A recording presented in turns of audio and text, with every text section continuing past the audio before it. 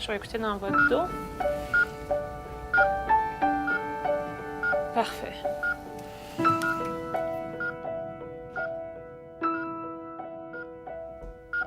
Pardon? Elle te les donne une fois par semaine, les médicaments? Oui. Je pense que quand on travaille comme médecin, on est témoin de ce qui se passe dans la société. On est témoin des inégalités sociales, des injustices. Et on constate assez rapidement qu'on traite beaucoup de maladies reliées à la pauvreté. Sinon, vous, est-ce que vous fumez la cigarette? Non, je ne peux pas. Non? Good. Ah, ça fait... À plusieurs égards, on constate aussi que beaucoup de nos patients n'ont pas accès à des services qui sont essentiels. Ça fait 4 ans que je pratique, puis 6 ans avec la résidence, là.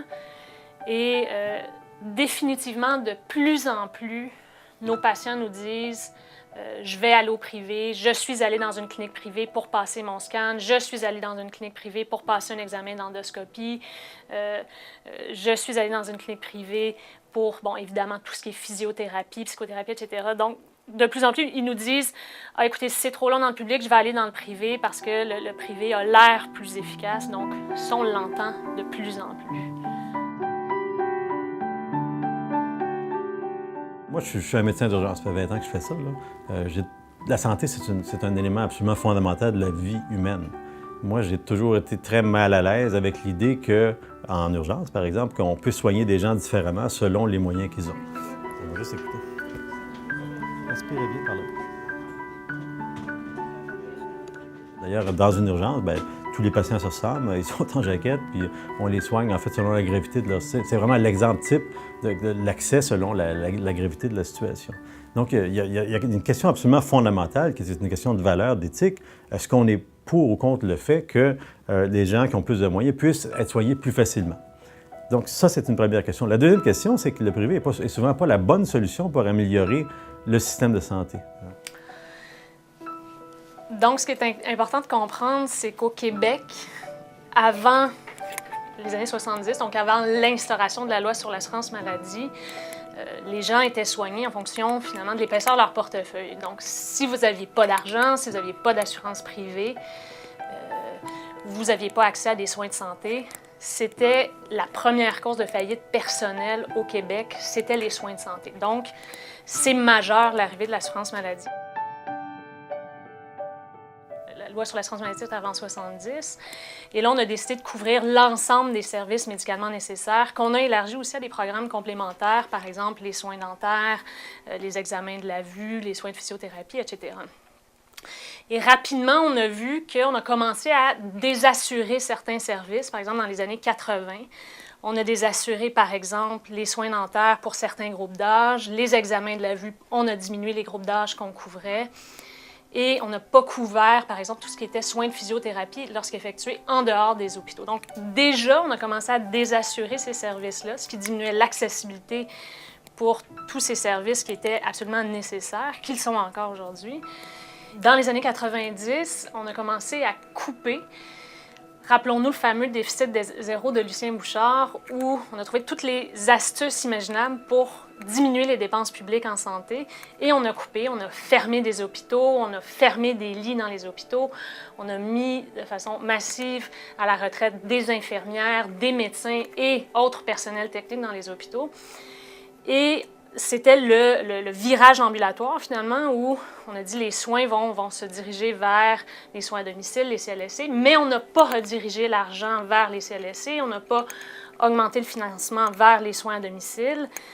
Donc, ça a été de plus en plus difficile pour le système de santé parce qu'il y avait moins d'argent, moins de financement, moins d'hôpitaux, moins de médecins, moins d'infirmières, des listes d'attente qui augmentaient. Et c'est dans ce contexte-là que, de plus en plus, on a vu un marché privé arriver qui profitait finalement des besoins créés par la diminution des services dans le système de santé publique et qui avait été créé de toutes pièces par la diminution du financement. En fait, ce qu'on observe au cours des dernières années, c'est une stratégie plus ou moins cachée pour dévaloriser le système de santé. Et ce qu'on le fait par certains arguments qui sont mis sur la place publique, mais on le fait aussi de façon plus subtile en coupant les services de santé, en diminuant les budgets dans les faits, en encourageant le recours aux agences privées, par exemple, pour rendre ce système-là moins accessible et donc pour donner des arguments supplémentaires pour s'orienter vers le privé. Il y a une stratégie derrière tout ça où on va, plutôt que de consacrer des sommes à l'amélioration du système de santé, à l'informatisation du système de santé pour améliorer l'efficacité, bien, on va plutôt couper dans les services, ralentir l'informatisation, de sorte qu'on se retrouve avec un système qui apparaît de moins en moins efficace et on a là une justification pour aller vers le privé. Donc, cette stratégie-là, elle fonctionne parce que pour le public en général, qui voit la détérioration de l'accès au système de santé, bien, il dit, bien, on serait peut-être mieux d'aller vers le privé. Si moi, j'ai de l'argent, et c'est souvent ces gens-là, pourquoi est-ce que je ne peux pas aller payer pour recevoir mes services? Mais les gens ne se rendent pas compte qu'en faisant ça, on entre dans un cercle vicieux où il va falloir que tout le monde ait une assurance privée. Puis vous laissez votre bras sur le mien, bien détendu. OK? Alors, en tant que médecin de famille, ce que je trouve extrêmement difficile à l'heure actuelle, c'est l'accessibilité pour mes patients à toute une gamme de moyens d'investigation, OK, qui sont essentiels aujourd'hui, au 21e siècle, pour pratiquer de la bonne médecine. L'accessibilité à un certain nombre de collègues spécialistes aussi, qui, malheureusement, soit un certain nombre ont quitté le milieu public, sont partis dans des cliniques privées, ou bien ont des cliniques à l'extérieur, reçoivent des patients avec la carte d'assurance maladie, donc ce sont des médecins participants, mais chargent des frais accessoires vraiment qui sont de plus en plus coûteux pour les patients. Mais là, ça prend une ampleur que moi, je n'ai jamais vue et à des taux extrêmement variables et à des taux qui dépassent tout entendement aussi. OK? Moi, je le sais combien ça coûte une seringue.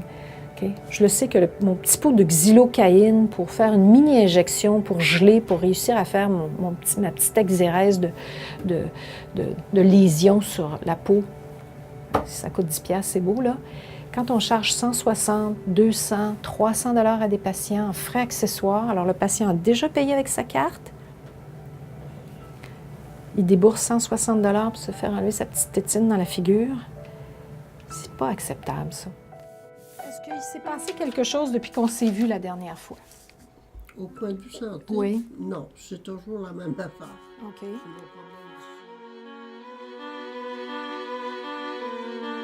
Donc, dans le fond, on dit souvent que le privé va améliorer la situation, va diminuer les listes d'attente. Je pense qu'un exemple très concret de ça est très simple, c'est la radiologie.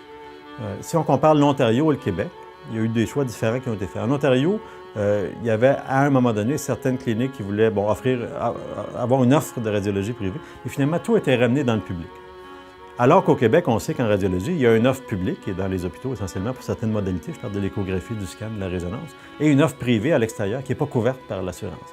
Or, l'Ontario fonctionne beaucoup mieux au niveau des listes d'attente en offre de radiologie. Il y a moins d'attentes qu'au Québec.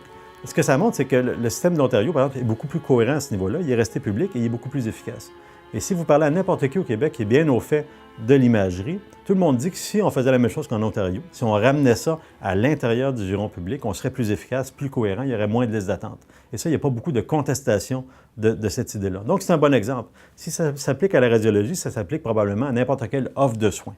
Quand ça devient fragmenté, quand ça devient servi par différents agents payeurs, c'est beaucoup plus complexe à gérer et il n'y a aucune raison que ce soit meilleur. Le pourcentage des dépenses publiques consacrées à la santé au cours des dernières années n'a pas vraiment augmenté. Même au contraire, il a quelque peu diminué. Donc, on nous fait croire de plus en plus que la santé occupe de plus en plus de place dans l'assiette fiscale, ce qui n'est pas vrai. En fait, quand on regarde la proportion du produit intérieur brut qui est consacré à la santé, il n'y a pas eu d'augmentation notable au cours des dernières années. Et le Québec, comme les autres pays qui ont un système de santé publique, réussit à maintenir, à contrôler ses dépenses, ce que les pays qui ont des systèmes privés de santé ne réussissent pas à faire. Excellent, ça aussi. Je vais regarder s'il y a des ganglions.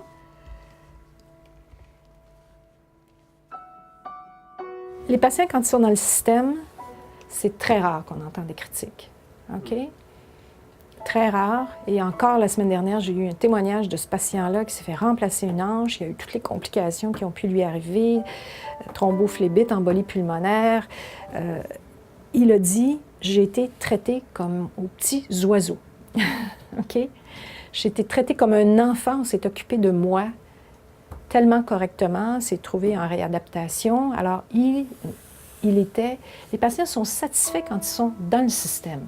Donc, le problème à l'heure actuelle, c'est une perte d'accessibilité. Une fois que tu y es,